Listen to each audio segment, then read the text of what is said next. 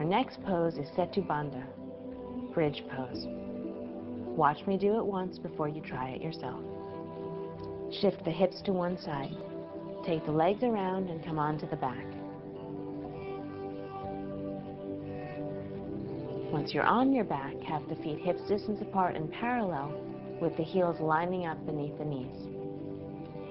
For most of us, we find this alignment between the heels and the knees when we can just graze our heels with our fingertips. As in hero pose and camel pose, the femur bones are parallel. On an inhale, lift the hips, make sure the knees are still hips distance apart, and then interlace the fingers beneath the back. Outer shoulders rolling under and pressing down to lift and open the heart.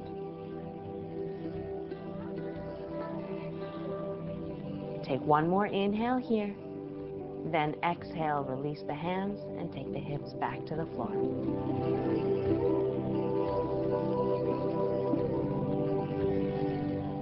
That last pose looked too challenging for you. You may want to practice it the way that Jason does. He's using a strap around his thighs to keep his knees from falling open. He's placed a block beneath his sacrum to support his lower back. And instead of interlacing his fingers beneath his back, he has his palms facing the ceiling, which makes it easier to rotate the outer shoulders under and to open the chest. Now take a look at Autumn so you can understand the alignment and the posture a bit better.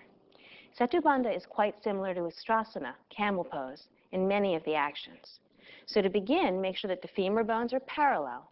I'm going to actually bring Autumn's knees a little bit closer together to find that. Then recreate that neutral pelvis from camel pose, pubic bone and tailbone extending towards the knees equally. And then also recreate the action in the shoulder blades. Move them in and up, creating a greater back bend in the thoracic spine so that the back bend is actually distributed along the length of the spine. Let's try.